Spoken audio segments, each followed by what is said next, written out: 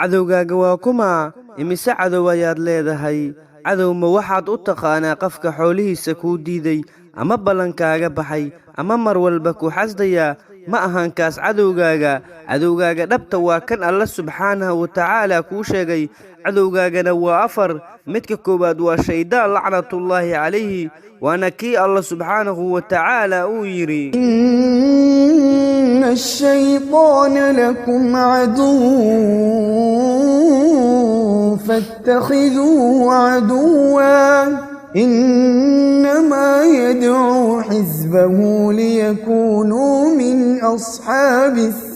السعير shayddaanku waa colkiinna ee idinna col ka yeesha wuxuuna ugu yeer uun xisbigiisa si ay asxaabta naarta saciiro uga mid noqdaan cadowgaaga labaadna waa nafsadaada wamaa ubarri'u nafsii inna an-nafsa la'ammaaratun bis-suu'i illaa maa rahima rabbii inna rabbii ghafuurun rahiim mana daryeelayo naftayda naftu waa farid barintahay xumaanta naxariista rabbigay mooye rabbigayna waa dembi dhaafe naxariista cadowgaaga saddexaadna waa hawada alla weynayee kor ahaaye wuxuu yidhi afara'ayta man ittakhadha ilaahahu hawaahu wa adallahu allahu calaa cilmin وختم على سمعه وقلبه وجعل على بصره غشاوة فمن يهديه من بعد الله أفلا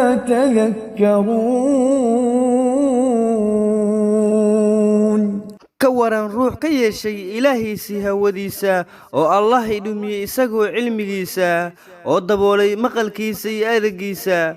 yaa hanuunin Allah kadib miyeedan wax xasuusanayn cadowgaaga afaraadna waa adduunyada oo Allah subhanahu wa ta'ala uu leeyahay i'lamu annama al-hayatu ad-dunya la'ibun wa lahwun وزينة وتفاخر بينكم وتكاثر في الأموال والأولاد كمثل غيث أعجب الكفار نباته ثم يهيج فتراه مصفرا ثم يكون حطاما وفي الآخرة عذاب شديد ومغفرة من الله ورضوان وما الحياة الدنيا إلا متاع الغرور haddaba waxaad ogaataa afartas cadow inaad leedahay waana afar cadow oo kala daran